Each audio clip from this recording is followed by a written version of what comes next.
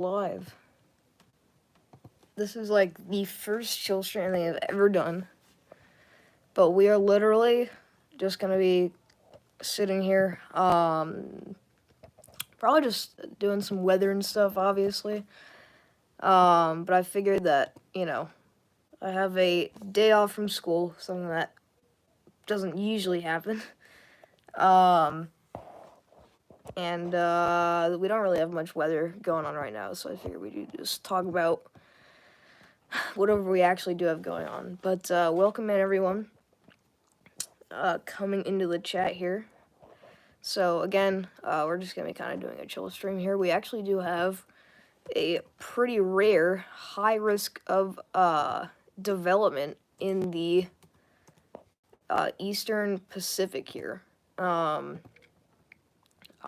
the National Hurricane Center. So again, at the last update, which was at about 10:44 Pacific Daylight Time, we actually did get a now high risk of development with our area of low pressure that is expected to form early next week, several hundred miles south of southern coast of Mexico. Conditions appear favorable for development of this system. And a tropical depression is likely to form around the middle of next week while moving westward here, or west-northwestward at 10 to 15 miles per hour. Alright, so again, this is the reason why this is pretty rare. I don't know why my flash just turned on, but there we go. The reason why this is pretty rare is because, look at the date. It is May 23rd. We are nowhere near hurricane season. Well, actually, I guess we are getting close to hurricane season, but again, this is not supposed to happen now. So this would be, I believe, Alvin. That would be the first named storm of the season. So we can go here to the models and we'll take a look at what the GFS wants to kind of depict for the progression of this system. So if we take a look, this is the evening run coming out. We'll go back to the afternoon run here so we can get the full length. But you can see there's that low pressure system starting to form with that little area of precipitation, and you get that low pressure system to develop. And this actually wants to, or the GFS wants this thing to develop into at least a 974 millibar hurricane, which again is probably Cat 1, Cat 2 strength. And it takes us all the way down to now 966. So, I mean, it's decently far out, about 150 hours. But this continues to strengthen, and this develops into a very strong hurricane. You're talking about, up to Cat 3 strength off the GFS here. Again, take this all with a grain of salt. This is, about 170 hours out. But by the end of this week, we could be talking about a possible hurricane on our hands. So again, this is something that we certainly should watch. Now, it appears that this will not take a aim towards any land, but, any tick north could definitely bring this into, let's say the southern coast of Mexico. But very wild stuff going on. What's up, Dominic? So we had 14 people in here, so if you are a new viewer, make sure you go hit that subscribe button. Also, today is the 3rd anniversary of my first ever video on YouTube. It was actually a YouTube short, but that was posted today, 3 years ago. So again, pretty cool stuff going on there. What is this man? I don't know. I don't. But if we take a look at the European model here, and see what the Euro thinks, well, you can see it does also have this storm developing, likely at the same time, but you can see it is much weaker there. It does still pop off that low pressure, kind of signature. But it really doesn't get this thing down to past, 990 millibars. After that, it's just, nothing insane. So again, definitely a possible development. Now, the thing we're trying to figure out with this is how strong that this exactly will get. And it's fun to track the tropics here because there's so many different things that you can look at to, kind of determine how strong these storms are going to get, if they're going to develop and where they're going to go. But now we can look at the Canadian model here, and the Canadian has a little weird kind of event playing out where we do get 2 separate low pressure systems. You can see the first one gets down to about 1,002 millibars, likely a tropical depression strength there, but then the main system kind of wanders off to the north there, and that's when it starts to strengthen a little bit more, and that's when it becomes more of the dominant low pressure system. So that one gets down to about 994 millibars, which definitely could be a very weak tropical storm or tropical depression, and then it kind of just lifts off to the north and dissipates there without really impacting any land. So all of the models have something cooking here sooner than later in the Pacific, and so I think that's reasonable for the National Hurricane Center to again issue this high risk of development here over the next 7 days. So again, this is kind of just where they have the area of interest. So yeah. But we can also look at the spaghetti models here. So I believe we need to look at. Gosh, I haven't done this in so long. I completely forgot. Hurricane.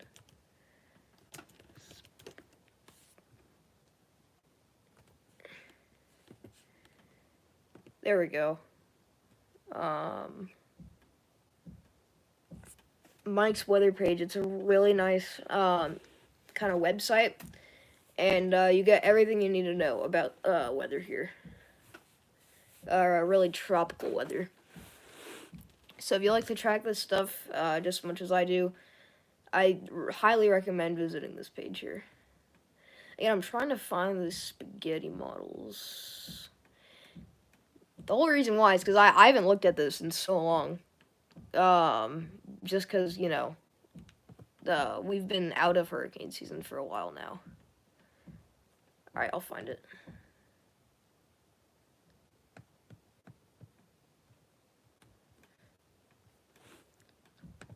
But I believe you can actually. Okay, this is not the same storm. This one is, I believe, this is in the Indian Ocean. Okay. But again, welcome in new viewers. Eastern Pacific system looks pretty concerning. Could bring significant flooding in Mexico. Yeah, I mean, if it lifts to the north, obviously, it's very possible that it will bring some impacts to Mexico. That's why we're kind of, continuing to monitor it. But as of right now, the GFS looks to be kind of the outlier here for, the most kind of unreasonable scenario, just because there's more model agreement on this mainly becoming a more of a tame system here. The GFS has us getting down to a 960 millibar full-blown Category 3, possibly major hurricane here, which, again, not trying to spread any false information here, and I'm not trying to, hype this up. But the GFS obviously going above and beyond here, bringing this down to likely a high in Cat 2, low in Cat 3 kind of scenario here. But it brings this thing dangerously close to the western coast of Mexico, but it does not have this, completely impacting land. So again, just something to watch, just because of, how close this is to impacting land. But again, it really is too far out to, completely decide if this is going to, be worth watching, closely. What's up, camp?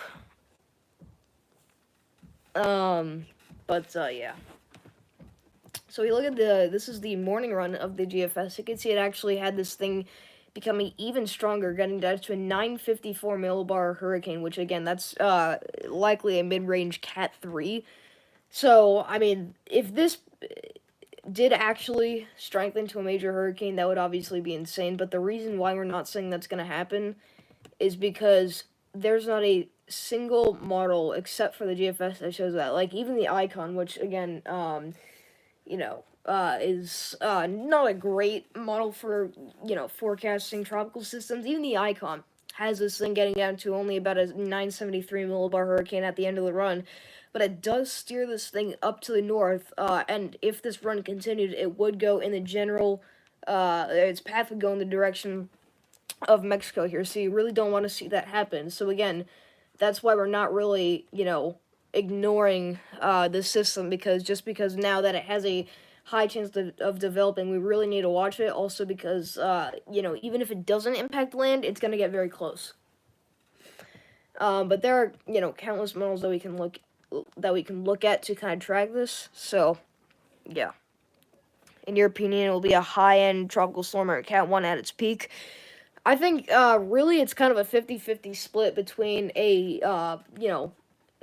your everyday tropical storm, or at least a low-end hurricane, meaning probably, Cat 1, Cat 2.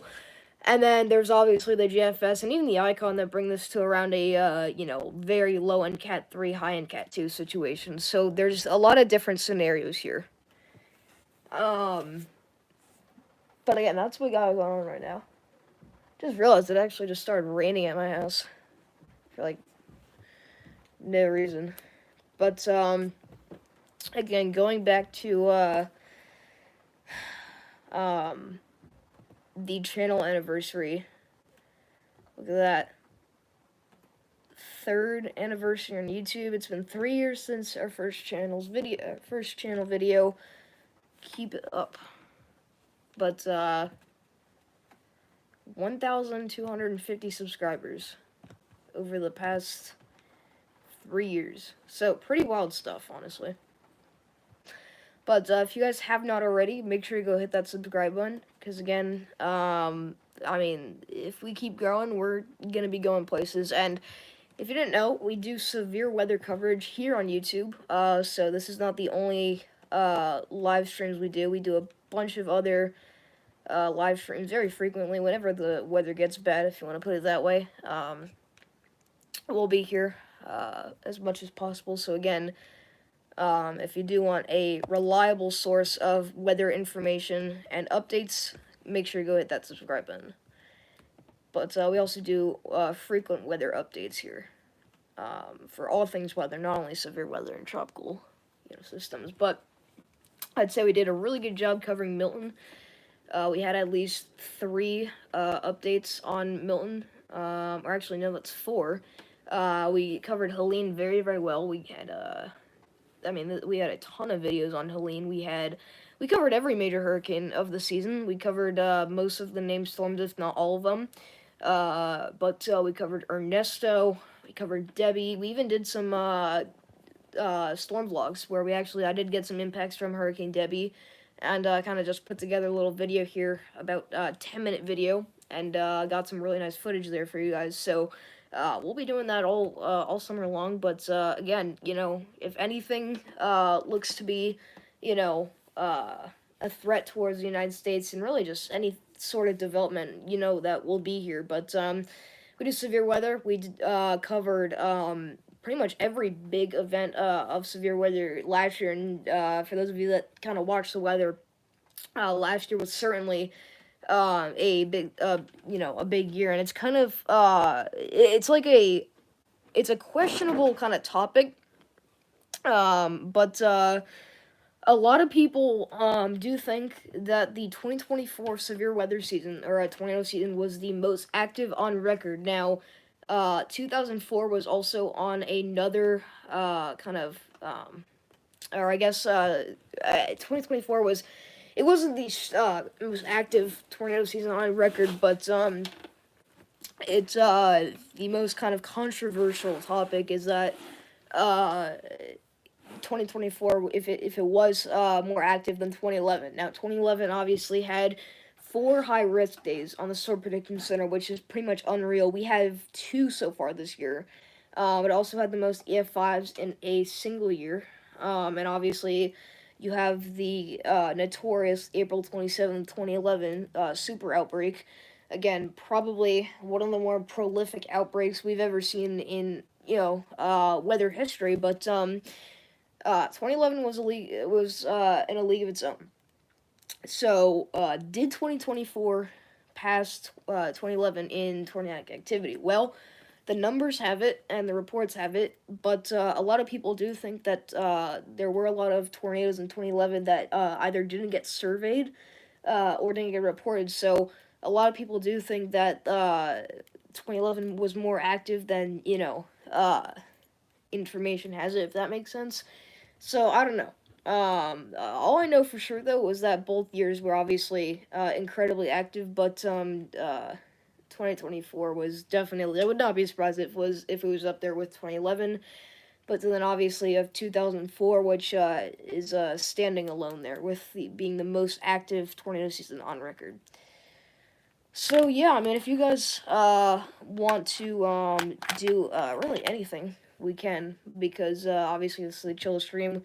Don't really have much weather going on right now. We do have a slight risk for severe weather in the portions of the central plains and the high plains. We would have the regular layout if this was a regular severe weather coverage live stream. And if the weather does get active enough, we will be here later tonight. But as of right now, we're just kind of doing this chill stream. We do have a severe thunderstorm out here into Nebraska, currently approaching Scottsbluff. This is currently warned for 2-inch hail and 60-mile-per-hour winds, so you're talking about lime-sized hail with this, but you can see it is developing a nice little hail core into here, so this is going to be approaching the Scottsbluff area for the next couple of minutes. So if you're in this area, make sure getting indoors and away from windows. But if we look at velocities here, we can look if there is any rotation. Not really. So not an imminent tornado threat, but definitely a possibility of this becoming tornadic down the line here. But if we look at our vertically integrated liquid, you can see it actually is we do have a pretty impressive signature approaching Scottsbluff here and surrounding areas. So this is going to be moving to the north near Big Yard and just the kind of Scottsbluff area. So if you're in that area, make sure you are getting, again, indoors and away from windows. Getting up to about 34.92 kilograms per meter squared. So again, big time signature there for some decently large hail. So you have that storm down there, and then we have another storm back into portions of, I believe this would be Colorado here. This one is moving southeast. The other one is moving northeast there, so kind of a weird storm movement. But this one here is warned for, I believe this would be round golf ball size hail. What even is 0.5? Or 1.5 here. Let's open Radar Omega. Just to help us out here. What's up, General Hospital? How's it going, everyone? And you can see that the last time I had radar open was over the Huntsville area, as we did have a tornado emergency just a couple of days ago. That tornado ended up getting rated, I believe, high-end EF2. It was a multi-vortex tornado. It did have a horizontal vortex, which again is kind of a feat that you usually see on the strongest of tornadoes. So yeah, there we go. 1.5 inch size hail is ping pong ball size hail. So ping pong ball size hail falling with this storm in Colorado. You can see even looks like a possible hail spike developing on there too, which is a signature of large hail, but you can see Storm Chaser Aaron Jajak is on this right now. He's going to be approaching it, and would you look at that? Freddie McKinney... Levels of the atmosphere to help power robust, low-level up... Wow. Freddie McKinney is on Radar Omega.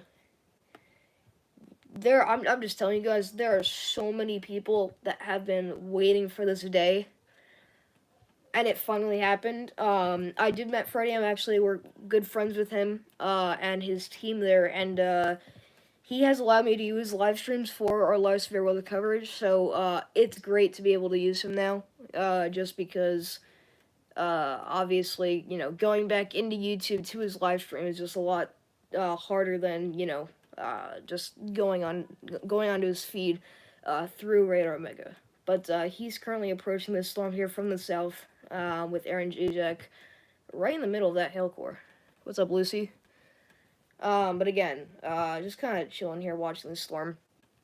Watching the storm develop, but also talking about the tropics, because we do have that high risk of development.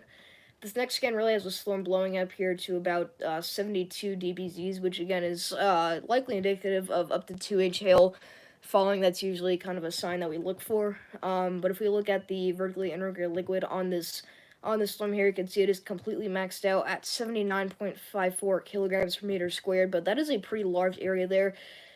So if we take a look from north to south, this is about 6 miles of coverage here, 5.5 miles of coverage. So pretty significant hail core developing with this storm. Keep in mind also does have the tornado possible tag, so be sure to kind of keep your eye on this thing going tornadic. We could even have some weak rotation developing. So yeah, but that's literally the first time I found out that Freddy is now on Radar Omega. So that's actually really cool. But yeah, we'll be able to use him much more easier there. Much more easily. We do have this storm down here into Texas, south of Wink. This is north of I-20 near Pyote, Wicket, and Barstow. This is going to be for quarter-side sail, 60-mile-per-hour winds. So if you're in this area, make sure you're getting indoors and away from windows. Again, not a regular severe weather coverage live stream. This is kind of just more of a chill stream. A lot of heavy rain showers went through New York City, including your area, but it was scattered. You saw some pea-sized hail fall in your conditioner. Wow. You would be surprised if there was a severe thunderstorm warning. We got rain like minutes ago. It could have been Grapple actually. I don't know if that was actually hail that you saw, obviously. No hail was expected today, but yeah, there are some isolated thunder showers out in this area. So it looks like this is the storm that just impacted you. I know we did get some heavy rain recently.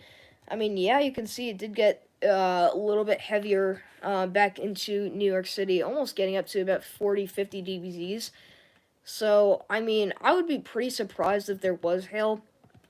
Again, it's the current temperature is in the upper 40s, so I really would not be surprised if that was actually grapple and rather than hail, but that would be insane if that was hail.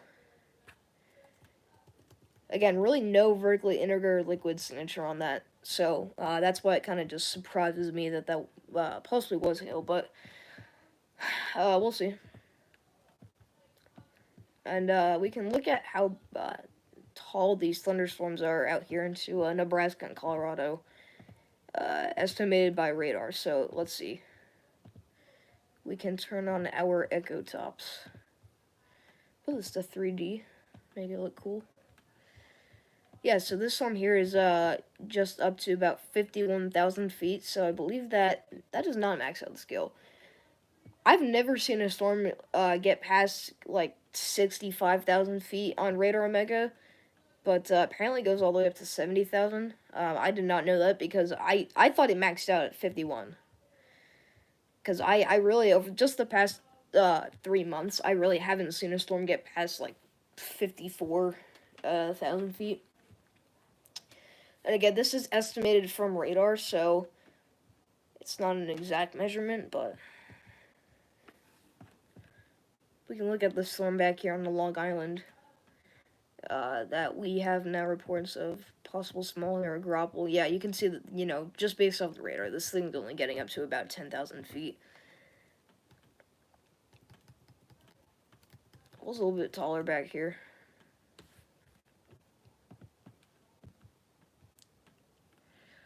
But, again, we're just kind of tracking the tropics. Nothing in the Atlantic right now, but we do have this high risk of development in the Pacific here. So we'll be watching this over the next couple of weeks, seeing if this thing does develop. We have about 3, main models here that are depicting a hurricane developing out of this. And as the evening run of the GFS comes in here, I believe this thing takes it closer to land than the afternoon run. Actually, I guess it's more or less the same thing here, but at this point, GFS would have a 960 millibar low on the afternoon run, and the evening run Also has about a 964 millibar low, so pretty similar runs that we got here in terms of strength and location. But obviously, worth watching over the next couple of days. So.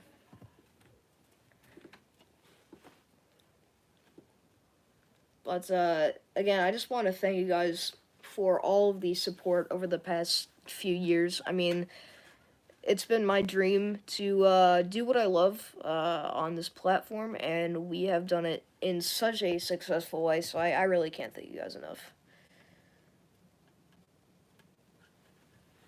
But yeah.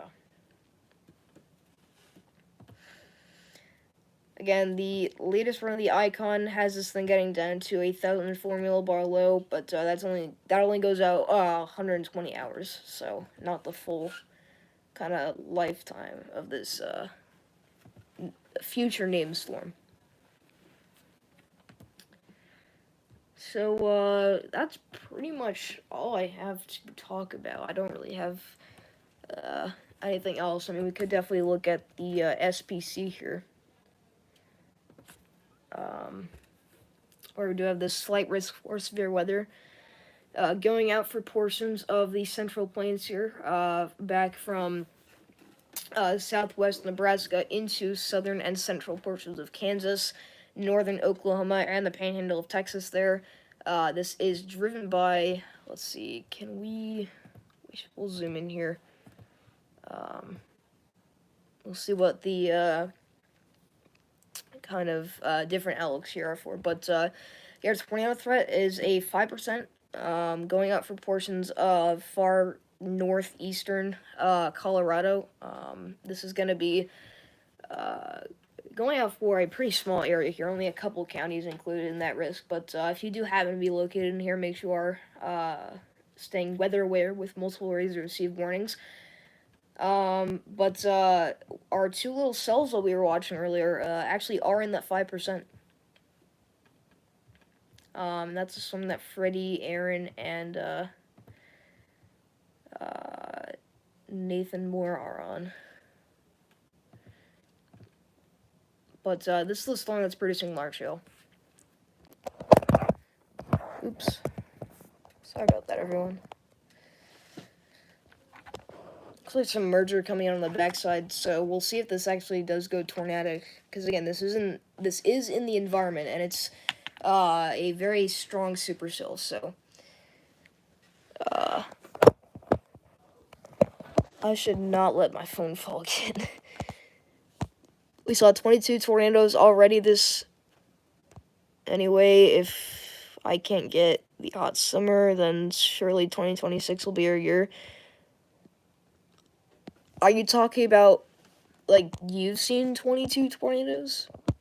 Or, like, I don't know what you're talking about.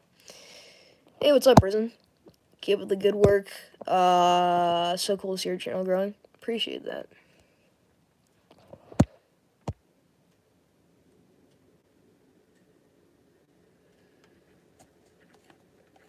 I mean, that's awesome. If you've seen 22 tornadoes, that's insane. Oh, wow. Okay, so, yeah, we have a very significant supercell. Oh my gosh. We have 80 DBZs. Honestly, we might have to go live. Like a actual severe weather live stream. Like, this was just meant to be a chill stream, but we actually now have huge hail. I mean, this is monster hail. Look at that hail spike, guys. Oh my gosh. Again, this is a huge hail spike. I mean, it goes all the way out to Steerling. But right over Avlo, you have monster hail. I mean, you're talking about likely up to baseball. You're talking about, large apple-sized hail. But this is giant hail. Yeah, look at Freddy's stream here. Definitely not outflowing right now. In fact, it's got a really nice base on it, tons of scuds, so I think it's looking pretty impressive right now. It must be just the, maybe the supercells. Yeah, so in there you saw all that, those dark clouds. That's where you have the, very significant hail falling, but, man, that's insane. Again, this thing is just now upticking like crazy. just popped up out of nowhere, and boom, fully developed. Now, if this thing gets up to, if this thing actually gets up to 80 DBZs, we will go live. Again, but for a more formal severe weather coverage live stream. So it looks like Vince Welty is taking the southern mode here. He's going probably for more I don't even know, because I'd assume that you would want to go for the tornado threat. I guess maybe he just thinks that Texas is going to be better. But if there's one storm to do it in the next, hour or so, it's going to be this one. You got a merger coming in on the backside. You've got 80 DBZs falling. Very healthy storm with definitely a, helping hand coming in on the backside, if that makes sense. But I think we're going to wrap up the live stream here. We've been live for about a half hour, so thank you for tuning in. Enjoyed kind of going live here on this Friday afternoon, or evening it is, I guess, just because I have the day off. So, again, appreciate all of you for tuning in, and catch us live again if we do end up having to go live for live stream weather coverage later today. So make sure you are subscribed and that you have notifications turned on, so you don't miss out on that live stream. And that's going to be pretty much it. So thank you all for coming to watch, and I'll see you guys in the next video. Alright, now I need to figure out how to end off the stream. There we go.